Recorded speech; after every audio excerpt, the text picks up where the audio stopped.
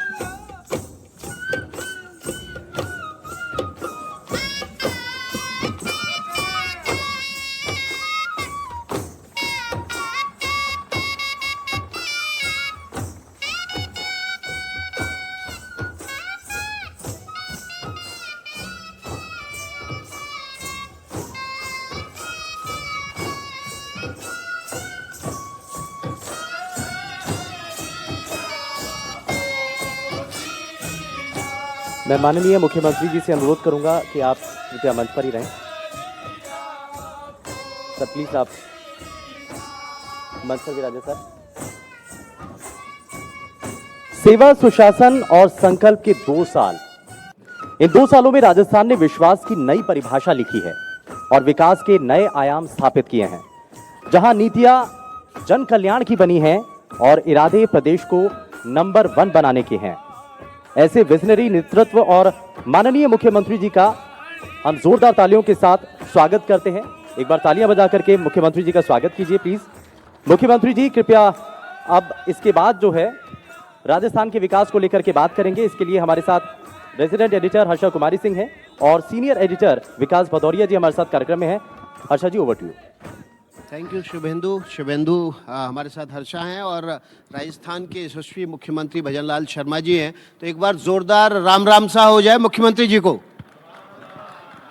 देखिए थोड़ा सा लग रहा उत्साह आएगा क्योंकि इंतजार लंबा हो गया है मुख्यमंत्री जी का। तो हम भी चाहेंगे कि सवाल जवाब का सिलसिला जल्दी से जल्द शुरू कर दिया जाए। भजनलाल जी आपको 2 वर्ष पूरे हो गए मुख्यमंत्री बने हुए जी। तो सबसे पहले तो आपको बधाई। आप मृदुभाषी हैं, आप गिरिराज जी के भक्त हैं, आप फिटनेस फ्रीकी हैं। मुझे अभी पता चला कि आपने 14-15 किलो वजन भी कम कर लिया है अपना। राजनीतिक कद बढ़ा है, वजन बढ़ा है। और उससे भी ज़्यादा इम्पॉर्टेंट है कि 2 साल होते होते आपके प्रतिद्वंदी आपको अब अजात शत्रु कहने लगे हैं। अब जो पहले बातें होती थी कि नहीं भजनलाल जी ज़्यादा दिन नहीं है, बदलाव होगा, ये होगा, अब वो प्रतिद्वंदी आपकी तारीफ करने लगे। अभी मैंने सुना पिछले हफ्ते ही किसी मंच पे आपकी जबरदस्त आपके प्रतिद्वंदियों ने तारीफ की। तो 2 साल में ये करिश्मा कैसे हुआ? देखिए भदौरिया जी, सबसे पहले तो मैं आज शेखावाटी के इस बहुत ही सुंदर हवेलियों का हमारा ये नवा में मैं आप सभी का बहुत बहुत स्वागत करता हूं, अभिनंदन करता हूं।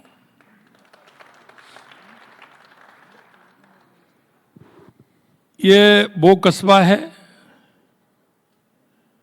जो देश के यशस्वी प्रधानमंत्री नरेंद्र मोदी जी कहते हैं कि देश के अंदर विकास और विरासत साथ साथ चलने चाहिए।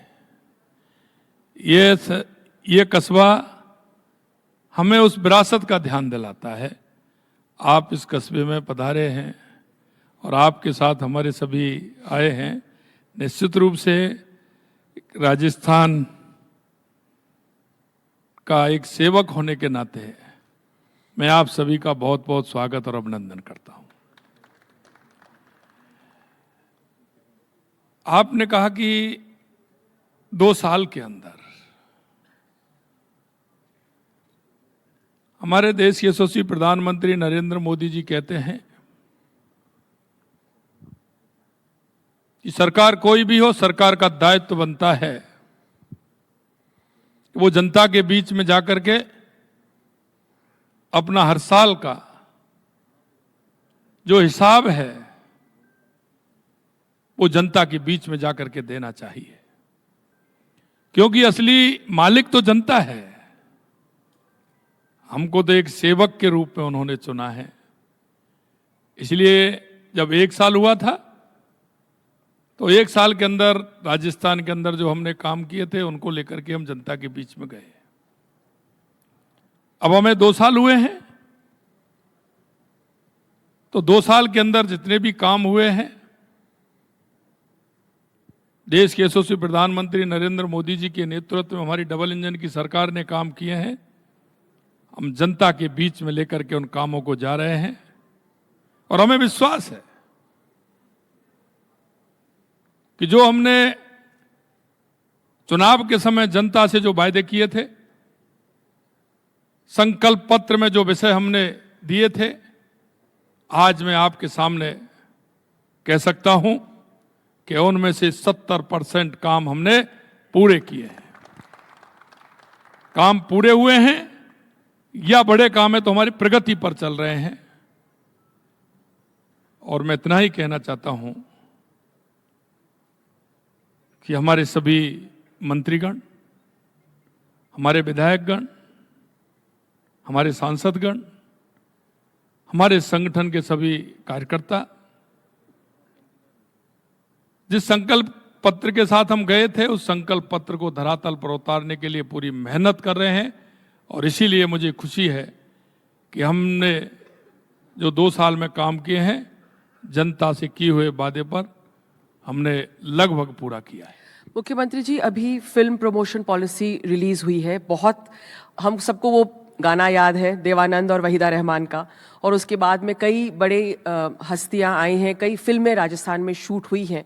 तो क्या नजरिया है सरकार का, किस तरह से सरकार यहाँ पर फिल्म प्रमोशन पॉलिसी की बेसिकली मुख्य बिंदु क्या है? देखिए हर्षा जी, वैसे तो हमने जो हम नीति लेकर के आए हैं, लगभग 28 के लगभग नीति हमारी इस 2 साल में हम लेकर के आए हैं। वो विभिन्न नीतियां हैं जो राजस्थान के लिए आवश्यक है, वो जनता के लिए भी आवश्यक है, सरकार के लिए भी आवश्यक है। आपने देखा है कि पहले जो सरकारें होती थी वो चेहरा देख करके काम करती थी, हम नीति बना करके काम करते हैं। राजस्थान, जैसा मैंने आपसे कहा, ये विरासत है। राजस्थान वो प्रदेश है जिसमें किसी भी प्रकार की कोई कमी नहीं है, और कमी थी तो सिर्फ दृढ़ इच्छा शक्ति की, कमी थी तो एक विजन की। मैं आपसे कहना चाहता हूं कि मेरे शेखावाटी का जो क्षेत्र है,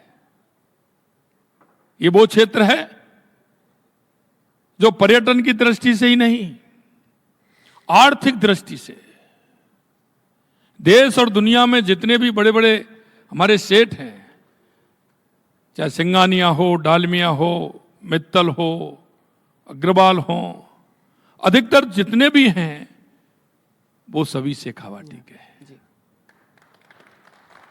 और उन्होंने देखा है कि आप अगर थोड़ा घूम करके देखेंगे, मैं आया था, मैंने सभी शेखावाटी के क्षेत्र का मैंने दौरा किया, मैंने ये हवेलियां देखी। कई हवेलियां तो अच्छी सुंदर मेंटेन हो रही हैं, लेकिन कई हवेलियां हमारी हैं। तो हमने सबसे पहले उन हवेलियों के तोड़ने फोड़ने पर हमने पाबंदी लगाई थी। हमने उन सभी ओनरों को बात की जो इनके ओनर हैं, हमने उनके मालिकों से भी बात की कि यह धरोहर है, इसमें हमारे पुरखों का पसीना है, इसमें हमारे उन पुरखों की वो मेहनत है, उनकी वो आस है। आप एक एक झरोका इस हवेली के अंदर देखेंगे तो उन्होंने किसी उत्साह और उमंग के लिए, आने वाली पीढ़ी के लिए उन्होंने एक एक झरोका इसमें छोड़ा है। किस तरह से उन्होंने बनाई है, ये हमारी विरासत है। हमने 662 हवेलियों को संरक्षित किया है और उनको हमने चिन्हित किया है, जिससे हमारा ये क्षेत्र पर्यटन की दृष्टि से आगे बढ़े। और इसीलिए हम फिल्म पर्यटन प्रोत्साहन नीति लेकर के आए हैं। आपने कई फिल्मों का जिक्र किया है, मेरे से भी कई फिल्मी स्टार मिलने आते हैं और खुशी मुझे इस बात की होती है जब वो ये कहते हैं कि फिल्म शूटिंग के लिए राजस्थान से अच्छा और कोई स्थान नहीं है, तो मन में प्रसन्नता होती है। और इसलिए आज भी एनडीटीवी के माध्यम से मैं आपके बीच में आया हूं और आप देख रहे हैं, आपने देखा होगा भदौरिया जी, अगर नहीं देखा है तो आप एक दिन 2 दिन रुक करके जाइए और शेखावाटी की हवेलियों को जरूर देखिएगा।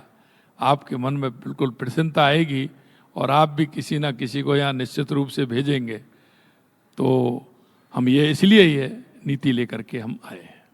लेकिन मुख्यमंत्री जी, आपने कहा इसमें जो प्रोत्साहन राशि है फिल्म निर्माण के लिए 1 करोड़ प्लस व्यय है। कई राज्य ऐसे हैं जो 5 करोड़ से ज़्यादा प्रोत्साहन राशि दे रहे हैं, तो ऐसी सूरत में फिल्म मेकर आपके राज्य में क्यों आएगा? देखिए, अभी अभी हम पहली बार हम इस नीति को लेकर के आए हैं। इसमें जो आवश्यकता होगी समय के अनुसार निर्णय लेंगे और उसको आगे बढ़ाएंगे। आपने हवेलियों का जिक्र किया, आपने शेखावटी के व्यवसायी सोच का जिक्र किया, लेकिन जो व्यवसायी बड़े बने शेखावटी से, वो निकल कर बने, अब उनको वापस कैसे लाएंगे? वापस जड़ों से जोड़ने के लिए कुछ तो करना पड़ेगा। क्या है प्लान आपका? देखिए, पिछली बार सरकार के पहली साल में हमने राइजिंग राजस्थान किया था। उसमें हमें देश के यशस्वी प्रधानमंत्री नरेंद्र मोदी जी का मार्गदर्शन मिला और हमने जब 9, 10, 11 दिसंबर को हमारा राइजिंग राजस्थान था, 10 दिसंबर को हमारा प्रवासी सम्मेलन था, उसमें हमारे प्रवासी भाई आए हुए थे। हमने उसी 10 दिसंबर को घोषणा की थी कि 10 दिसंबर को हमेशा हम प्रवासी दिवस के रूप में मनाएंगे। और मैं आपको कहना चाहता हूं, अभी जो 10 दिसंबर को हमारा प्रवासी राजस्थान सम्मेलन हुआ है, उसमें पहले हमें 3,000, 3,500 से हमने प्रारंभ किया और हमारा रजिस्ट्रेशन उसमें 9,000 से ऊपर हुआ। और उन सभी हमारे प्रवासी भाई हैं। हमने पहले 24 चैप्टर बनाए थे और इसी 10 दिसंबर को हमने वो बढ़ा करके 40 कर दिए। लेकिन लगातार, चाहे देश हो चाहे दुनिया अन्य देश हो, हमारे देश के प्रदेश हमने चैप्टर बनाए और अन्य देश भी उसमें हमने चैप्टर में शामिल किए हैं।